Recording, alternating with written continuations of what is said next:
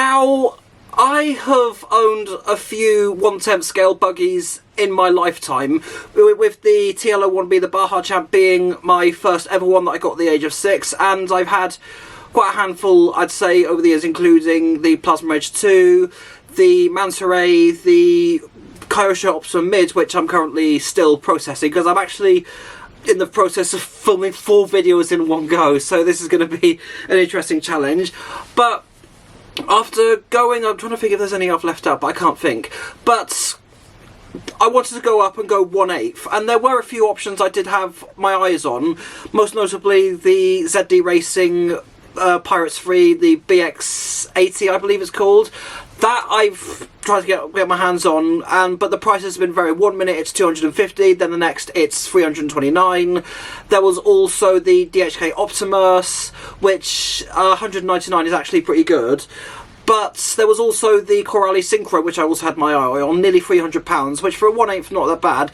The Armour Typhon brushless version is practically out of my price range, but I can afford a 1/8 scale buggy, but with money being prioritised for so much important stuff, I just haven't really had a chance to buy one. Well, that's all changed because I just discovered this from VRX Racing, and it's probably going to be a bit of a gamble, but I'll show you what it is that I've bought. So I've bought this, and I went for this purely because I kind of felt like the bigger the better, and of all the options I was looking at, not only was this the cheapest, because I think I spent 180 on just the frame, so it doesn't come with any electronics or anything. I have ordered the ESC, and that was also including postage to the UK from China. But this is what I have settled with, because it was just the cheapest and longest that I could go. And it does look quite robust from the box, but I've got the ESC ordered, but I haven't ordered the motor because I haven't been 100% on if the one I've got my eye on would be the right one for this. But for now, I do actually have finally a 1/8 scale buggy. You probably see the mist coming from my mouth because it's quite cold. But let's get this on the floor and see what we've got in the terms of content of the box. And here we have it. So the camera is a bit of a gamble where I've positioned it, and also you'll have to excuse the Crocs.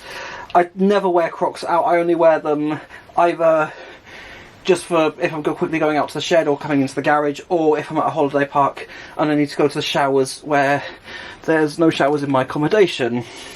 But now, even though it does say ready to run on the box, I have ordered it without electronics. So either they have sent me one this by mistake. I did specifically order for just the frame only. Just have a bit careful. So there's the tape at the bottom taken care of. Let's just see how easily this. I'll have to try it from the middle and give it a good shake. But it's come. Is it not? It's not even come out in the slightest. We'll try it. I've not like forgotten anything. It's just just give me a moment. Ah, there we go. Oh, it's actually feels a lot bigger than I actually anticipated. So it's roughly the same size as the Typhon, which is what my cousin's got. A few bits in there. You've got pinion gear. So I have to be careful with that. That's a bit of. Oh, just take that. Can I just get it out without thing? Ah, so. Well, considering there's no electronics in it, it's actually quite weighty, but there we have it. So there's the frame itself. All comes together. Might want to take care of the tracking a little bit on that actually. But in there we've got our pinion gear, which I will not open. So, okay, so I'm glad I didn't order the motor, because turns out I'll need a 5mm shaft as opposed to the 3.117. But we've got a few bits in there as well as body clips. But there we have it. So that's the chassis. I thought I'd also just take the body clips off so we can take a good look inside. But in comparison, in comparison to like the Typhon, I believe it's longer. It does look a lot longer, or feel a lot longer than my cousin's. We'll have to find out when it compares. But there we have the insides, and that I'm a little bit skeptical of having gears exposed at the bottom. Maybe I'll print a little protective plate out of TPU just for sure to make sure that no stones get in there. But we've got quite a nice aluminium base on there. Oh, so the motor definitely feels a little bit bigger than your average 1/10 brushless that I would normally use. I'll have to double check that, but so far really happy with this. So that's going to come off quite easy. Yeah, so that'll probably, I'll just probably take both of these off to get the motor in. So we've got our waterproof casing here, got a battery compartment. In fact, while I did have just your average sized 2S hard case lipo, which is roughly around the same proportions as the old school NIM packs. Well, I've got one here, so I thought I'd just take one of my dad's Maverick Element Plus, just see how it fits. Now, I don't intend on running NIMs. I do intend, because I sold my NIMs in favour of hard case lipos, but I'll just see. Okay, yeah, that does actually fit in quite nicely. It does shake a little bit. Probably have to put a bit of rubber on the bottom if I do ever use NIMs. But I'm just going to hold that off for now because I want to get a 2S, one of my 2S lipo packs, just to see how it looks in the thing. Yeah, so it turns out one of my Hovo 520 milliamp hour, I won't even point to that because it's gone out of focus, but this actually fits in it really nicely. There were actually a couple of things I have done off camera. I have switched the Velcro straps round, so it's a lot easier to get the battery in and out, because the other way around is a little bit awkward. But also what I've done is I've switched round the casing, so I flipped that round because I realised not long after I got this that there is, in fact, a hole in the body for an antenna. So I thought, while it's there, I don't just want a hole being there for absolutely no reason. So I've got a spare antenna pipe. I'll stick it in the hole. I think that's about as good as it goes. Oh wait, no, it goes in quite a lot actually. But let's just see how it looks with the antenna. And I've not actually done this prior to filming. I'll just tuck that in. So here we go. Hi. Okay, so it's a little bit far out, or is it? Yeah, so the antenna is a little bit far because the hole for the casing is a little bit in, but still, if I do bend that the right way, and I think it might get looking a bit neater, it does actually look good with it. Yeah, that's I think the antenna's going to stay. So I thought I'd also take this back off because one of the things I could. So it turns out it uses just your regular brushless motor that I would normally use. I did hold a 540 brushed motor next to it, but I'm definitely not using that for multiple reasons. But also with the servo, turns out I can just use, well, I'm not going to use this one because the torque in this particular model is too overkill, the degree is a bit too high, and this one in particular also burnt out. So I'm definitely going to use, I could just use a regular Metal Gear servo for the sake of it, but I am going to use a brushless 20 kg brush one because, yeah, I can easily use one of those. But overall, I'm actually impressed with the quality, and there's a few bits I didn't actually notice right off the bat, and I haven't even talked about pricing. So for this, including postage, I paid £146 for the frame, which, given how much metal on it, hopefully it's not too soft aluminium, but the overall build quality is incredible considering what I paid. And another bonus is it's got anti-roll bars, which that in itself, because normally you'd have to pay extra for that, but for this to include anti-roll bars, given what I paid for it, that is actually incredible. I'll just tuck that in because I realised it's sticking out a little bit. And for size comparison, if I just was the antenna top is just left stuck into the body, so if I get this back on and if I do put next to it, for example, I've got over here my Kyosho Optimum Mid, which I'm in the process of building, and yeah, I'll probably have this finished by the time that video goes out. So the video on this will probably be already out before the video on this. But if I hold it right next to it, this doesn't even do justice, I think. And it looks, the Optima Mid looks just minuscule in comparison to the 1/8 monster. And overall, this is the biggest hobby grade RC car I've ever had. I've also bring in my dad's HPI Cyber 10B. I'll take the camera off so you can get a sense, but if I bring that forward, what the hell was that I just knocked? Okay, nothing too serious, that's good. But my lens on this camera isn't wide enough, so I'll have to take a step back. But this does not, I'll bring it forward a little bit so you can just see it in comparison for length.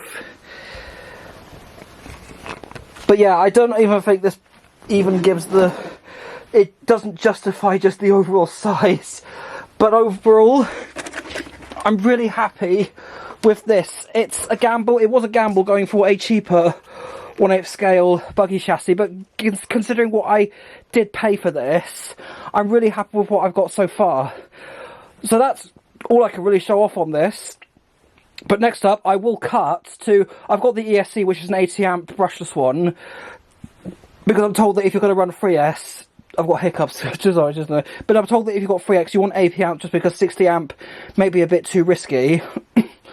But I do have that ESC, so all I really need is just the, well, I've got receiver on hand, but all I need to buy is the motor and the servo. So I'm going to take a break, and it will probably be a while until I get hold of one of those. But for when I do, let's cut to then. Now, it was a good while after I filmed that last bit, but here it is, back on the kitchen table. Well, it was on the kitchen table off camera, just not in this video. So, I've got the little, well, it's quite a big bag, and the double-sided tape spool on the floor. So in there is our bag with instructions, the pinion gear is in there, which is the most important thing we're going to need for this. So for the motor, I ended up going for a Wasido brushless, because I thought a longer can might be for the better. This was the specific brushless motor that was suggested to you, so I've ended up going for 4,200 kilovolts. It's a 3660 brushless motor with a good, nice, chunky 5mm shaft on there. The ESC, I don't know if I have actually shown this actually, but the ESC, which I've had long in advance, so I'll just take this out of the box and put everything aside. I'll take care of that later. So 80 amp ESC, which I think should be enough, considering I'm going to be running this on 2S LiPo, and I've just realised that it has a Dean's plug on it. Oh well. So I'm going to be replacing that with an XT60 because that's my connector preference. Now the servo, because it uses the same type as 110 cars, I decided to buy something that I would normally use for racing, but I did decide to put in this a 20 kg brushless digital servo from iMod. Now I've got one of these in my Cougar SV, which I did originally buy for modern racing, but because of certain parts on that being a bit awkward, mainly the wheel hubs, and the fact that parts seem to be coming for a rarity, last time I checked anyway, I'm probably not going to be racing with that, probably going to switch to something else, but I'm going a bit off topic. So this I've got in the Cougar SV and the recently built Optima Mid, and these are good servos. I am quite happy with these considering the price. Quite responsive and centralised, good, given, take these out just in case I do need that. But the box to the side, I think there's anything. Oh yeah, so decided to put some motor cool, I've got a heat sink, and it's got a couple of fans on it. If I just take it out of this little wallet so you can see it a bit better, put that aside. So this is what will be going on the motor. Oh, got quite a so it's a dual cable, so I thought it was going to be on one, but oh well, never mind. But yep, so that fits on quite nicely. So I did have my transmitter and a battery aside so that I could actually test it, but I don't really have a lot to go on given that I've got a Dean's and I need to solder an XT60 on there, but that will be just a quick and easy job. Might have to do that off camera, but I've got the bits, got the VRX-2. Let's get the components in.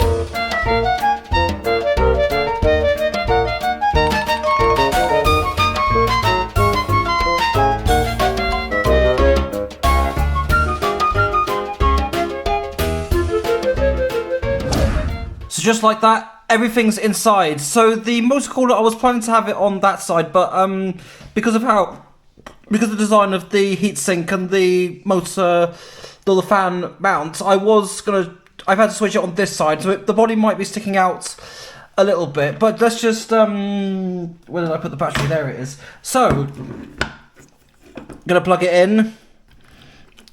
Let's get the polarities right then. So if I turn it upside down, do you realize it was already turned on? No, I do this.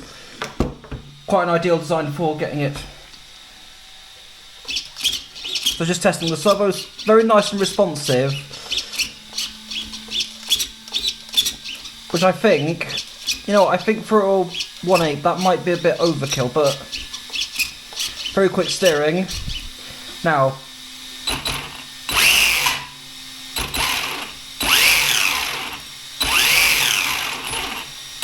send it.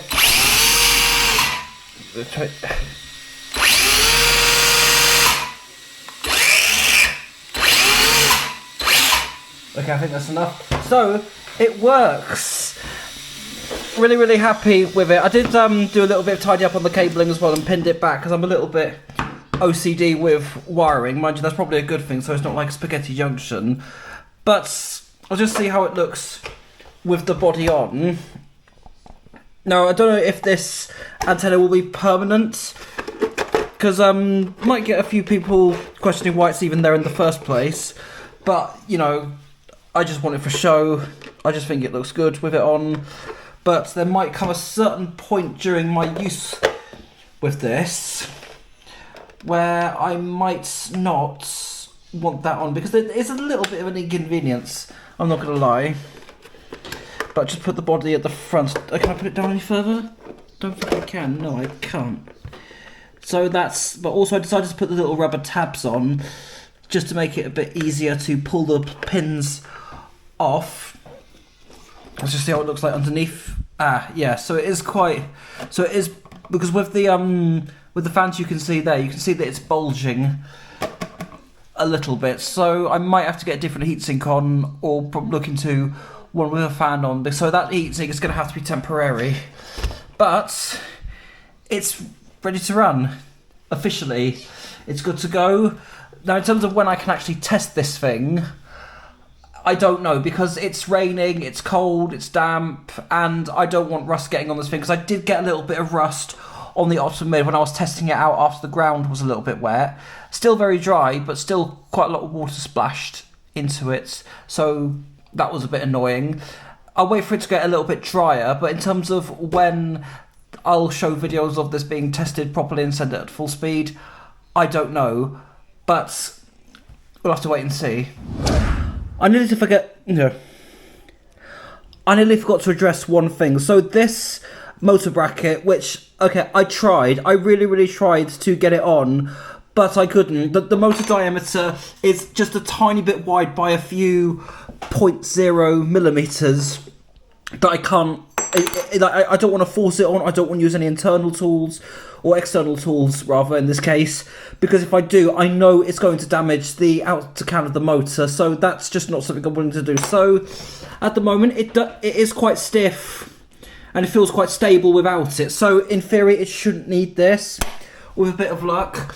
But yeah, and given that I'm not heavily going to be bashing with this, or don't plan to, and it's not going to be one of those things where it's like I bought this, I was like, oh, I don't care what happens to this. But when I'll test this, we'll have to find out, hopefully very soon. Alright, this is the moment of truth, how it actually handles. Now, I haven't had a chance to properly drive outside because it's been raining down my end, and given where I'm actually at my cousin's place for Christmas, so it's a lot drier, so thankfully this won't get wet. It is a little bit moist, just because somebody hates the words, but power it on, turn the transmitter on. Now, I have tested it in my kitchen and inside my cousin's living room on very low power, just because I can't send it at full power, but this is the first time I've driven this thing outside. So, moment of truth, let's go. What's it doing?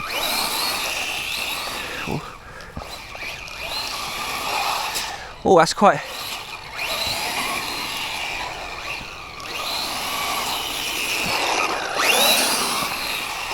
And for 2S, that's very nippy. Ooh.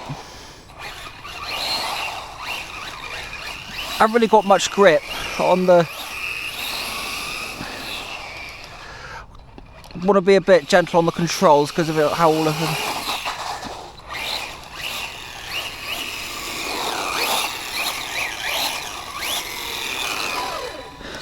Okay, despite the lack of grip on the tarmac, I'm actually quite happy with that. Just want to see how it does on off-road settings. So I've got a little bit of grass outside by this community hall and a little bit of gravel there. So want to be careful around the mud just in case it's a pile of sludge.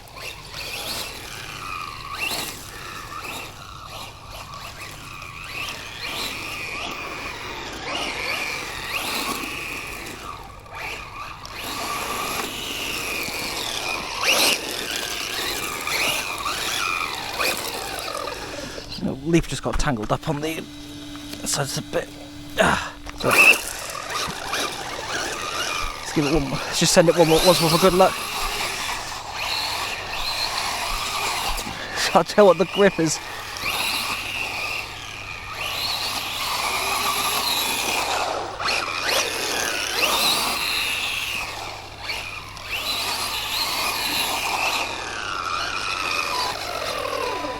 Okay, I think I get the idea with that. There's not really much nearby I can take it off-road, but we might go to the BMX track while I'm down here, so I'll save that for another video, but let's go over to the verdict. Okay, that's a bit worrying. That's more than I anticipated it would use, and that LiPo pack was fully charged, and now it's gone down to 73%. And I'm going to make the verdict quick, because I'm filming this on Boxing Day, and I want to catch the karaoke antics, and everybody's probably wondering what the hell I'm even doing. And this is, I'm trying to get as furthest away as I can so you don't hear it so much. But I'm going to wrap the verdict up and make it as quick as I can, because the video has probably gone on long enough. But in terms of how it drives and handles, actually really well. I didn't really get a chance to much test this off-road properly because of the area's a bit sludge. There's a lot of sludge around the area, but I did test it on grass and the gravel briefly. Did struggle getting some grip on the tarmac. That was probably because of the tyres. I'm not quite sure the tyres are quite good with tarmac when it comes to grip, but at least it's not rolling thanks to the anti-roll bars. And overall, really impressed with it. I don't know if the high speed, so maybe the steering might be a bit too fast and responsive and nimble, given how fast the thing goes and how quick it is. So maybe the servo might be overkill, I don't know. But at some point I will get this off-road properly on grass, and hopefully that BMX track. That will be, of course, for another video. But I will look forward to if we do end up going there. But for now, that was my first attempt at putting electronics in a VRX. This is my first ever VRX buggy, and my first ever 1/8. So after trying for about 3 years now, I believe, I finally managed to get a 1/8 scale buggy. So I'm really happy with this. Glad I chose this one. I'll have to compare it to the Typhon. It's somewhere in my cousin's work shed. But maybe when we go out to the BMX track, I'll put it aside to side so you can get a good comparison. But that's the VRX Racing. I'm going to leave it for this video. Thank you so much for watching, and see you with whatever the hell I have for next week.